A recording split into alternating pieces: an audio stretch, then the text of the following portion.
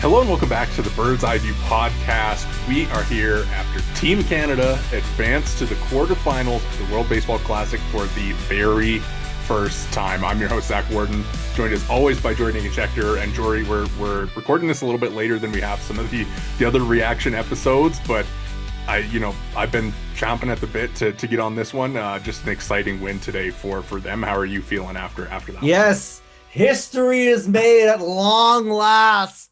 The monkey off the back.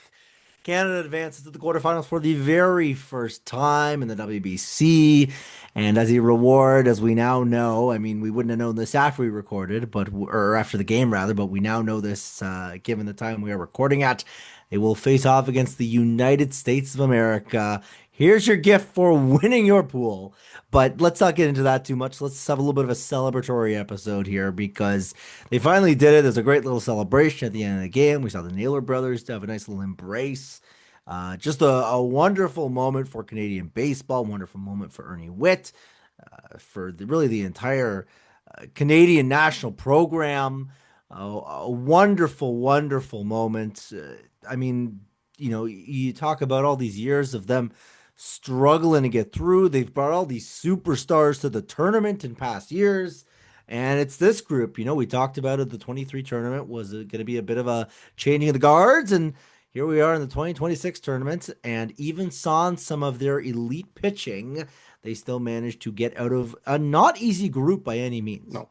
No, it was I think the most wide open group of this tournament. And you look, I think just like there's so many guys that stepped up. Obviously, we're left feeling a little bit concerned after the loss to Panama, but for them to bounce back and beat Puerto Rico, which at the time, you look at it as a nice win, but certainly not a necessary one. And now you get this win over Cuba, and like that's two wins over two legitimate baseball countries, two legitimate teams, and you win your pool. Not only do you advance for the first time, but they also win their pool to move on for the very first time. So just really exciting stuff. I mean, the process of the game, I think it was probably their best game from like beginning to end. The opening win over Colombia was pretty nice, but still kind of a couple, ups and downs throughout that one where the offense went silent and then they just kind of walked their way to a bunch of insurance runs.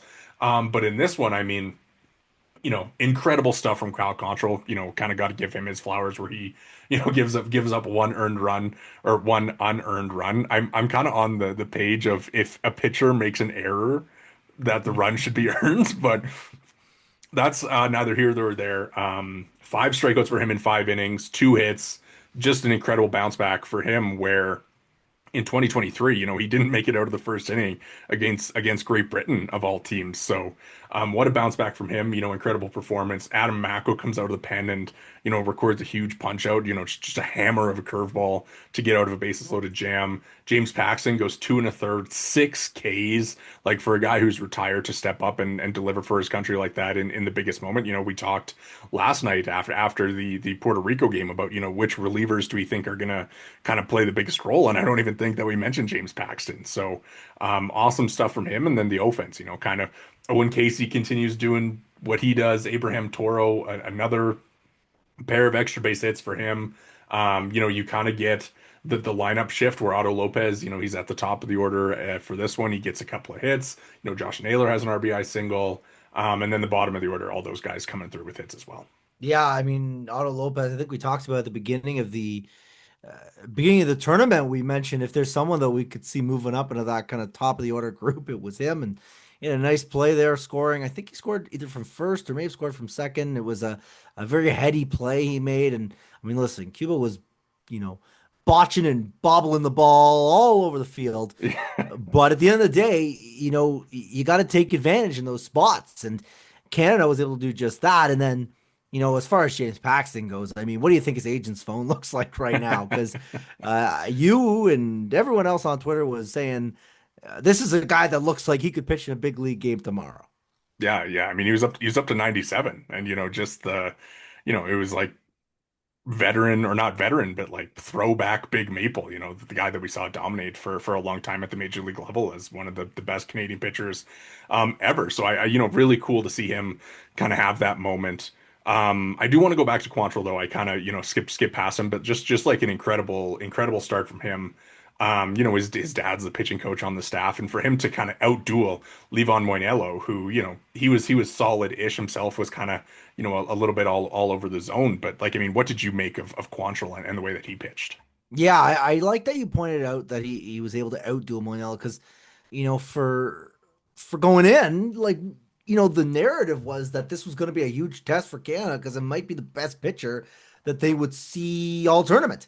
And it was a lefty as well, which was a, big concern as far as their ability to do damage against him.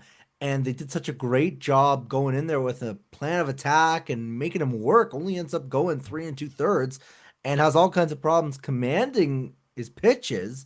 And on the other side, Cal did what he had to do. There was some kind of iffy moments early goings, and in the first he got into a couple of full counts, but was still able to put these guys away. And he basically succeeded doing what he needed to do. Right? He doesn't really have the out pitch the way that the broadcast was kind of explaining, and it was really the case, right? But he managed to stay in there and ultimately to go 5 innings with 67 pitches. Like, he was efficient, and he let his stuff do what he needed to do, and let his defense also, you know, help him go deep. Yeah, just so cool. I mean, I thought the splitter looked really good today. I think it returned like a 50% whiff rate. He used it really well against the bunch of Cuban lefties. So, really great stuff. Kind of as we, had move on from this round robin, from this pool. I don't want to move on too quickly though, because it is such a significant moment for Canadian baseball history and for the national team, where we've seen, like you said, we've seen teams full of Joey Vottos and Jason Bays and Justin Morneaus. Teams like that haven't been able to advance, and all of a sudden, we get this group here where it's a little bit of mix of this up and coming group, the Owen Caseys, the Tyler Blacks, the Denzel Clarks, the Otto Lopez's, and kind of some of the more traditional guys, Paxton and Soroka and Tyler O'Neill, and just to kind of have like this group come together. Who was somebody throughout, the 4 games that you were most pleasantly surprised by? I mean, I mean, other than is it Owen Casey, like Owen his, Casey and Abraham Toro basically run away with this one, I think. I will add, you know, I don't think he's been incredible. I mean, he's got an OPS under 500. I've just got the box score open. But Denzel Clark, to me, when they've needed him to use his speed and be an asset, and even in the field, he looks relatively comfortable. There's been a couple of moments here and there, but he's such a talented center fielder that you think that anything up there is catchable. I've been really happy with him. I think there's still more to be seen. I think in this game against the States, he's going to have to be a factor. I would figure that the run game is going to be a huge part of if Canada has any aspirations of upsetting the big dogs there. Uh, you know, and he's going to be kind of exhibit A of being able to do that. So, I've been really happy with him and how he's contributed. And similar-ish story goes for Otto Lopez in that he's been able to use his speed and use his base running to be a contributor. yeah, yeah, it's nice to see like that everybody kind of had like their own little moment. I know, kind of through the first 3 games, you're kind of thinking, well, the offense hasn't been what we expected it to be. But for all these guys, Clark had a couple of hits, like you mentioned. Lopez has the big day today. Even Edouard Julien bounces back. He gets slid down to ninth in the order and hits a double. So, really, really cool to see all those guys kind of come through and have their moment. One thing that I'm kind of intrigued by is the lack of home runs that were hit in Puerto Rico, like the entire pool, right? Like there was not a lot of balls leaving the yard down there. Canada just had two the entire 4 games, and for the rest of the pools, like it's been a home run derby. The record for most home runs in a World Baseball Classic has already been set before we even get to the quarterfinals. So I kind of wonder, maybe if there was something going on there, down in Puerto Rico with just kind of the weather and kind of the way that the stadium plays there, and we might see, the chance for these guys to kind of have the offensive explosion in Houston when they get there against the US. Again, I'm going to look at Tyler O'Neill, who I, shouted out yesterday for kind of having a couple hard hit balls. You think of the Crawford boxes there in Houston. Maybe there's a little bit of a chance, and maybe they'll get there and they'll feel kind of freed up by by the air or anything like that. Well, yeah, I mean, first of all, the only outdoor stadium that's being played at, but the wind, I mean, Yeah, there were ample shots of the wind just absolutely swirling. Could see the flags just flapping everywhere. And certainly you would figure that that really played a factor. I mean, you think of, I don't exactly recall who it was, but again, late in the game, a ball gets hit in the left field, and you've kind of got the shortstop and the left fielder for Cuba yeah. going after it, and the ball just dies right in front of the left fielder, right? I mean, it's just been that kind of ballpark, really. And, you're going to move to these, in relative terms, hitter friendly parks, especially in the case of Daikin. And, you know, uh, it would seem to open up the opportunity for some additional offense from a Canadian squad that hasn't been lacking, but maybe in the power department has been. Yeah. Yeah, I mean, I think you even look at it like just kind of the extra base hits too, right? Like, I mean, Toro obviously had three doubles, a triple and a homer. Casey had three doubles.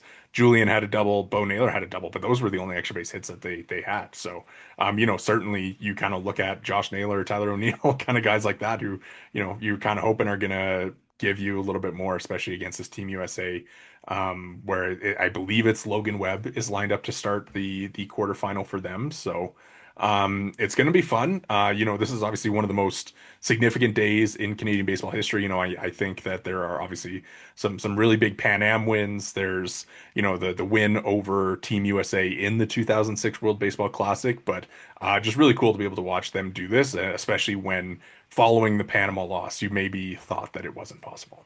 And wouldn't it be something if 20 years later, you know? They do it again. You could do it. And I mean, you look at the results. They obviously played the US in the one quarterfinal. And then, say you move on, it's the winner of Dominican and Korea who you would face in the semifinals. So no easy path to go all the way, but you keep the Olympic hopes alive and just really awesome stuff. I mean, for you, kind of last thoughts before we run. I know we're going to record again before they play on Friday, but any kind of last thoughts from the pool stage, from today, from just the excitement of this win. Oh yeah, well, I mean, I think of just the dread, can I say, after the loss to Panama, Yeah, and the way that they responded.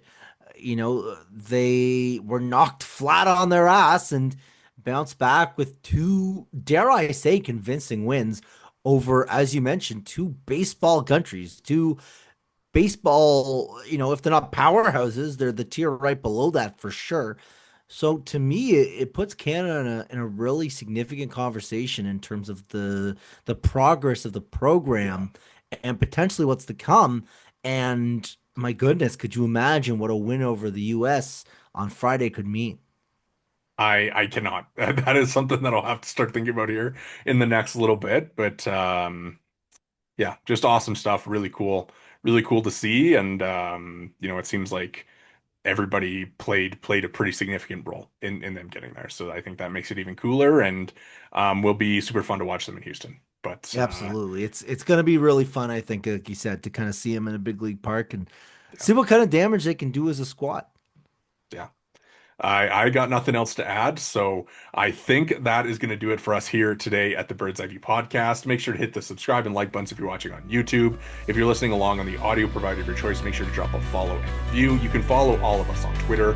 I am at Worden_Zach. Jori is at J Negin-Shecter, and the pod is at BEB_pod. Thank you so much for listening.